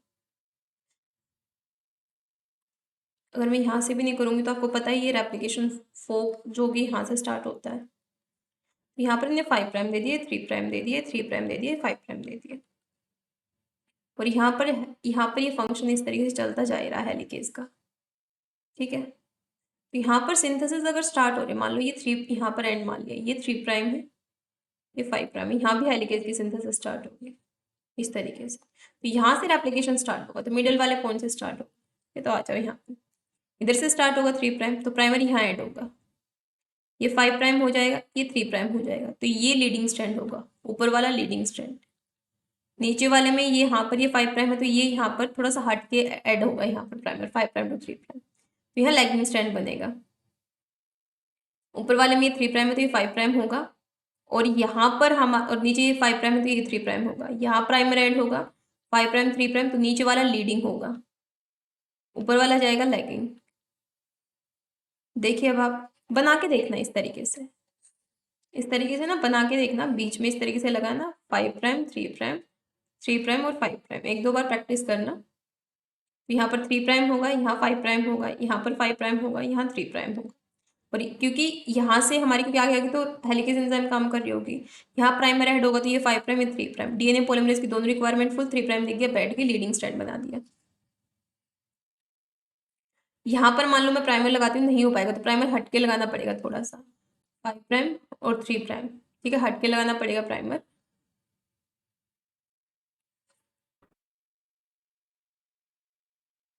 तो यहाँ पर कैसा कैसे चीजें चलेंगी, यहाँ पर इस तरीके से प्राइमर लगाना पड़ेगा। जैसे ये 3' है तो ये वाला यहाँ पर होगा 3' और ये होगा 5'। तो यहाँ पर इस तरीके से आरएनए पॉलीमरेज काम कर सकते हैं, इस तरीके से लगाने पड़ेंगे प्राइमर, इस तरीके से। तो ये लैगिंग स्ट्रैंड होगा। ऊपर वाले में देखिए तो यहाँ पर प्राइमर आप अगर आप लगाओगे 5' टू 3' तो यहाँ पर लीडिंग बनेगा, ऊपर वाला लैगिंग। तो ये राइट साइड है, राइट साइड का ऊपर वाला, अपर वाला लैगिंग है और लोअर वाला, नीचे वाला लीडिंग है। लेफ्ट में अपोजिट है, लेफ्ट का अपर और लोअर स्ट्रैंड। अपर स्ट्रैंड क्या है, लीडिंग है, लेफ्ट वाला ये लेफ्ट है, और लोअर वाला क्या है, लैगिंग। मैच करिए। पहला बोला right side of dotted line leading strand synthesis आकर यूजिंग द अपर स्ट्रैंड, कि राइट स्ट्रैंड जो है वहां पर अपर स्ट्रैंड लीडिंग है, अपर तो लैगिंग है राइट में, गलत। राइट साइड में लीडिंग स्ट्रैंड जो है वो लोअर है, बिल्कुल करेक्ट है, लोअर वाला लीडिंग है। Ligase deficient mutant affect application of upper side. तो लाइगेज डिफिशिएंट म्यूटेंट, लाइगेज अगर नहीं है तो किसको इफेक्ट करेगी, ओकाजाकी फ्रेगमेंट्स को। तो ओकाजाकी फ्रेगमेंट लैगिंग में होते हैं, तो लैगिंग देखिए लेफ्ट में कहाँ है, लोअर में। यहाँ क्या बोला, अपर में, नो लोअर में। तो बी और डी हो जाएगा, that is option number 3। Clear.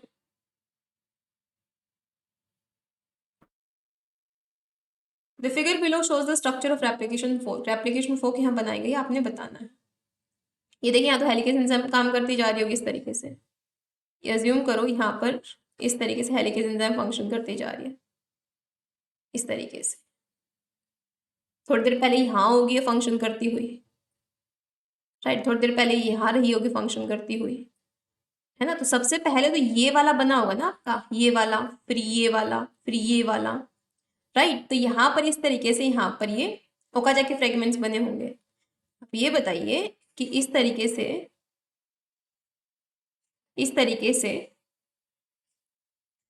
पहले ओकाजाकी फ्रेगमेंट ये बनेगा, हेलिकेज ने थोड़ा सा और ओपन किया, हेलिकेज ने थोड़ा सा और ओपन किया, एक ओकाजाकी फ्रेगमेंट तो यहाँ बन गया था, तो पहले ये बनेगा, फिर ये दूसरा यहाँ बनेगा, ये ओपन होता जाएगा, तो तीसरा ओकाजाकी फ्रेगमेंट यहाँ बनेगा।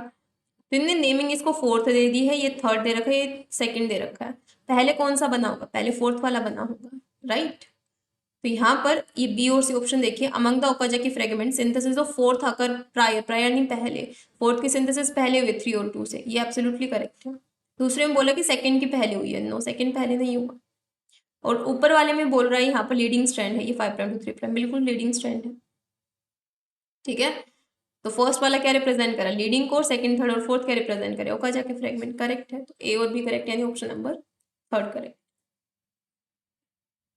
ये थोड़ा सा आपको ये याद कर लेना इस वाले कंसेप्ट को, यहाँ पर ये डायरेक्ट क्वेश्चन पूछा गया आपसे कि which one of the following protein is essential for both the initiation of DNA replication as well as continue advance of replication fork. तो इनिशिएट तो आपको पता है कि ORC, CDC6, CDT, CDT और जर्मिन, ये सब करते हैं ORC।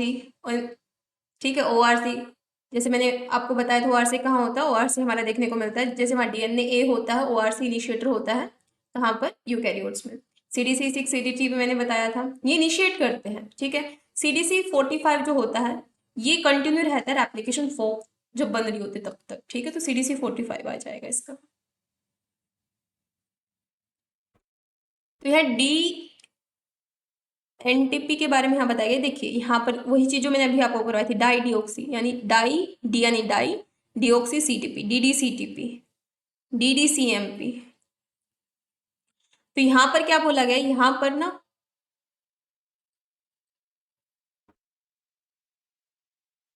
यहाँ पर ये डी क्या करते हैं, टर्मिनेट करेंगे, चेन टर्मिनेट करेंगे। आगे बोला है in addition to dNTP and other necessary reagent rate of DNA synthesis was measured by, यहाँ पर आपने ऐड किया थायामीन, क्या ऐड किया, थायमिडीन ऐड किया है। तो थायमिडीन अगर आप ऐड करोगे तो यहाँ क्या देखने को मिलेगा, अगर थायमिडीन आपने ऐड किया उसकी सिंथेसिस, क्योंकि डी डाइडिऑक्सी है तो क्या करेंगे, इनहिबिट कर देंगे, क्या करेंगे, इनहिबिट करेंगे, इनहिबिशन देखने को मिलेगा ना यहाँ पर। तो यहाँ पर देखिए आप लोग,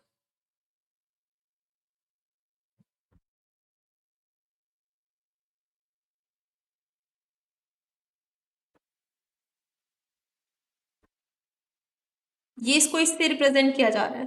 तो स्टार्टिंग में तो ये बढ़ा, बाद में ही टर्मिनेट हो गया, तो बाद में ही टर्मिनेट हो गया, क्योंकि हम लोगों ने क्या किया, इनकॉर्पोरेट किया यहाँ पर एक नया बेस, तो नया बेस क्या हो जाएगा, टर्मिनेट हो जाएगा।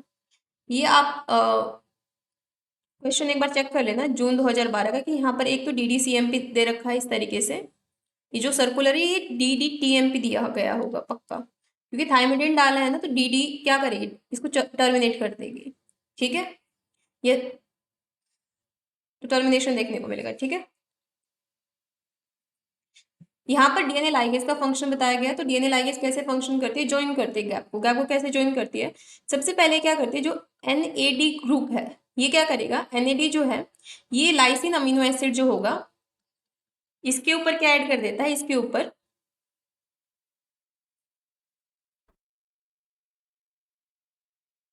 हमें पता है कि एप्सिलॉन अमीनो एसिड इसको कहा जाता है, ठीक है।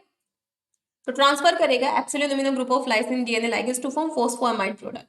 इसके बाद फिर ये एटीपी को यूज करेगा, एटीपी ट्राइफॉस्फेट है तो यहाँ से दो फॉस्फेट निकलेंगे, इनऑर्गेनिक फॉस्फेट AMP बनेगा, और फाइनली यहाँ फॉस्फोडाइएस्टर बॉन्ड का फॉर्मेशन करेगा। तो सबसे पहले NAD यूज होकर फॉस्फोअमाइड बनाता है, उसके बाद फिर यहाँ पर AMP जो है वो यूज होती है, उसके बाद फाइनली यहाँ फॉस्फोडाइएस्टर बॉन्ड बनता है, लाइगेट कर दिया जाता है चीजों को। तो इसका सीक्वेंस आपने ध्यान रखना है, नोट्स में ऐड कर लेना आप, सबसे पहले ये सेकंड आएगा, फिर फर्स्ट और फिर थर्ड नोट्स में ऐड कर लेना एज इट इज, ठीक है।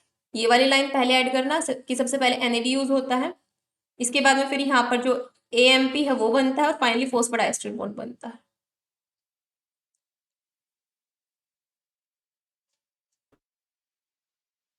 RNA के बारे में बताया गया कि RNA DNA को डिग्रेड करता है, नहीं, RNA DNA हाइब्रिड को। It can only cleave bond between two ribonucleotide, हाँ ये तो बताया था। It can degrade RNA and DNA, no, RNA DNA hybrid, इसका हमारा सेकंड हो जाएगा। यहाँ पर कुछ स्टेटमेंट है प्रोकैरियोटिक इकोलाई के प्रोकैरियोट, इसके रेप्लिकेशन से रिलेटेड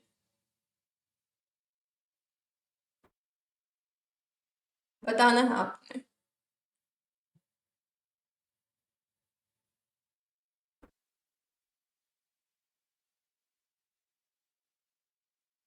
पहला बोला कि डीएनए पॉलीमरेज मेन पॉलीमरेज है डीएनए रेप्लिकेशन के लिए प्रोकैरियोट्स में, लेकिन मैंने तो कहा था थर्ड है main polymerase.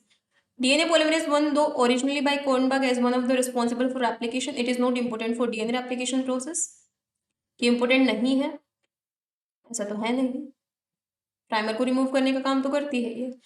Requirement of DNA polymerase one is in the contest of removal of RNA primer needed for DNA synthesis, बिल्कुल, और उस गैप को फिल भी करती है, बिल्कुल, ठीक है। तो ये हमारा हो जाएगा थर्ड वाला। ये 2022 का क्वेश्चन है, देखिए इसको करिए। मैं आपको बता चुकी हूँ माइटोकॉन्ड्रियल जीनोम कैसा रहेगा, यूनिडायरेक्शनल, कैसा रहता है, यूनिडायरेक्शनल। करिए देखिए।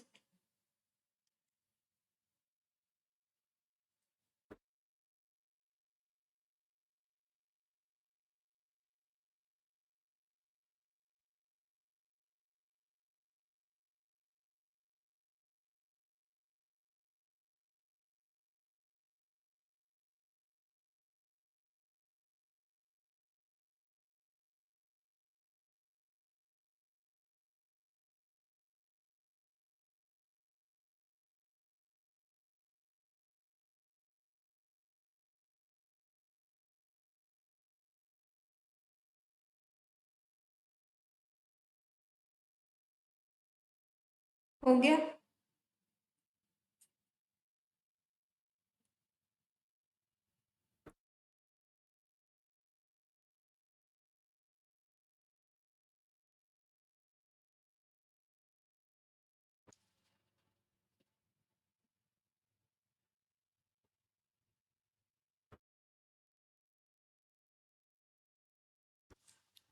यहाँ पर क्या बोला गया है कि हैव योर लाइट स्ट्रैंड होंगे, बिल्कुल होंगे। यूनिडायरेक्शनल रेप्लिकेशन होगा, बिल्कुल करेक्ट है। Majority of mitochondrial gene in code for protein product, replication के बारे में बात कर रहे हैं हम लोग ना कि gene in code for protein, protein बनता है ट्रांसलेशन से। दो the mitochondrial genome is extremely compact the gene never shows any sequence overlap, की कोई सीक्वेंस ओवरलैप यहाँ पर देखने को नहीं मिलेगा। The CRD loop region of mitochondrial genome exhibit triple strand, बिल्कुल ट्रिपल स्ट्रैंड जब डी लूप बनता है। ट्रांसक्रिप्शन ऑफ माइटोकॉन्ड्रियल ट्रांसक्रिप्शन कैसा होता है, बायडायरेक्शनली, मैं बता चुकी हूँ आपको। तो ADE correct option, that means option number second. अगले देखिए ये क्वेश्चन। पहला बोला गया है रेप्लिकेशन में कि eukaryotic counter part of the bacterial beta clamp protein is proliferating cell nuclear antigen PCN। Eukaryotic counter part of bacterial beta clamp protein is proliferating, मतलब यहाँ पर जो बीटा क्लैम्प है, eukaryotic counter part of beta clamp, eukaryotic में जो beta clamp है वो PCNA है, बिल्कुल मैं बता दूं ना PCNA है, वहाँ बीटा क्लैम्प उसको कहा जाता है, यूकैरियोट्स में PCNA कहा जाता है, करेक्ट है। दूसरा यहाँ पर क्या बोल रहा है, दूसरा यहाँ पर बोला जा रहा है कि mutation inactivating one of the subunit in the MCM227 negatively affect the initiation of DNA replication in eukaryotes but has no effect on elongation। कि MCM227 यानी हेलिकेज का कोई रोल ही नहीं है elongation में, क्यों रोल नहीं हुआ, आगे आगे हाइड्रोजन बॉन्ड को कट भी तो करती है, ये गलत। All DNA polymerase responsible for replicating eukaryotic genome catalyze DNA chain extension in DNA template manner। तो यहाँ पर all DNA polymerase, इसको होल्ड पे मारो, अगला देखो। Flap endonuclease 1 protein play role in the synthesis of lagging strand during replication as well as base extension. ये क्या करता है, ये RNA को रिमूव करता है। तो यहाँ पर B और D इनकरेक्ट है, तो that is option number C। ठीक है, आगे देखिए। कई कई जगह आप देखोगे ना बुक्स में ये C ऑप्शन भी करेक्ट दे रखा है, बट D हमने पढ़ा है इसलिए हमारा B और D करेक्ट होगा। कई कई जगह, मैं 100% नहीं बोल रही, कई कई जगह।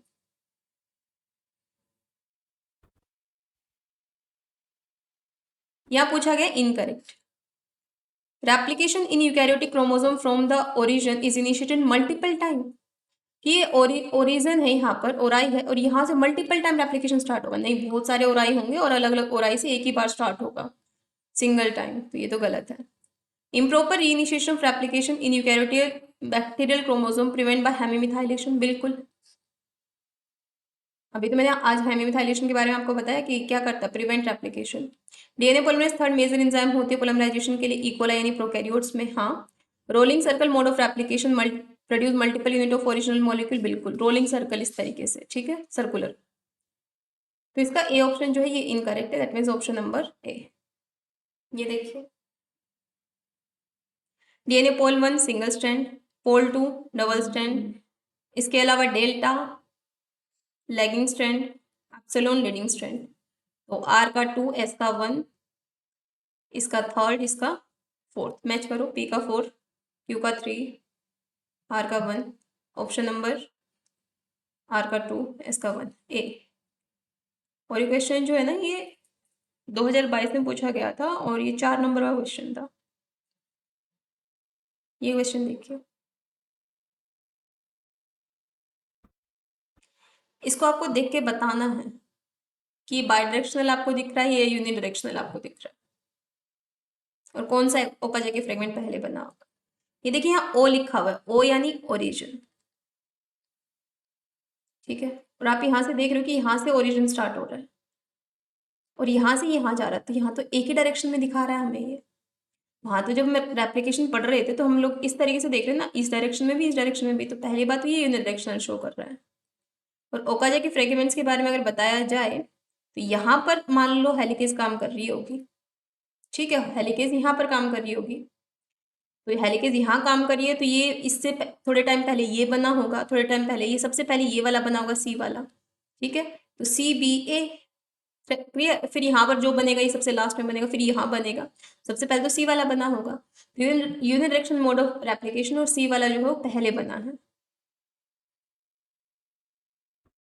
यहाँ पर ये बता भी दिया यूनिडायरेक्शनल चल रहा है, ये मैंने आपको बाई डायरेक्शनल बताया था ना, इस तरीके से होता है।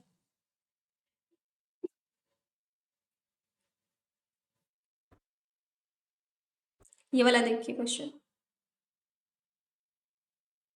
चलिए कैम्पेथेसोन के बारे में मान लो हमें नहीं पता, ठीक है, ये पढ़ा नहीं हमने।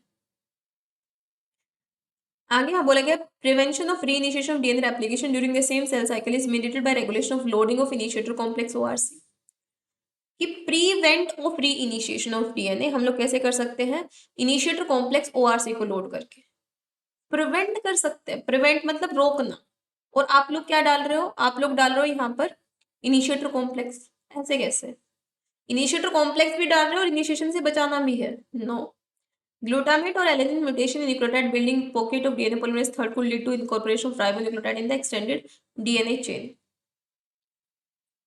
A mutation in the genome encoding topoisomerase 2 can lead to entanglement of DNA daughter strand during replication. बिल्कुल, अगर टोपाइसमेरेज 2 में म्यूटेशन है, टोपाइसमेरेज में म्यूटेशन है तो जो टेंगल पड़ जाते हैं ना हेलिकेज की वजह से, वो क्या होंगे? वो वहां पर देखने को मिलेंगे। तो एस तो करेक्ट है, एस करेक्ट इस ऑप्शन में है, एस इस ऑप्शन में है, लेकिन क्यों इनकरेक्ट है? तो ये गया ऑप्शन नंबर हमारा सी रह गया। ठीक है, यहाँ मैंने एक लिस्ट दे दी है कि डीएनए पॉलीमरेज अल्फा जो है ये यूकैरियोट्स में प्राइमर सिंथेसाइज करवाता है, beta base excision gamma mitochondrial DNA में होता है, delta lagging strand, epsilon leading strand जो है, ये सारे आप याद कर लेना। ठीक है, यहाँ पर प्रोकैरियोट्स में डीएनए पोल 1 प्राइमर को रिमूव करता है, पोल 2 डीएनए रिपेयर, पोल 3 मेन रेप्लिकेशन एंजाइम है, पोल 4 डीएनए रिपेयर और ट्रांसलेशन सिंथेसिस में, पॉलीमरेज 5 ट्रांसलेशन सिंथेसिस में। ठीक है, सो यहाँ पर ये प्रोकैरियोट्स के मैंने बता दिए हैं, यहाँ पर ये यीस्ट का है, ये ह्यूमन का है। कि ह्यूमन में प्राइमेज को क्या कहा जाता है, हेलिकेज को क्या कहा जाता है, जो कि मैं कल आपको चार्ट ऑलरेडी बनवा भी चुकी हूँ। तो thank you so much everyone, मिलते हैं नेक्स्ट लेक्चर में, तब तक के लिए हैव अ ग्रेट लर्निंग।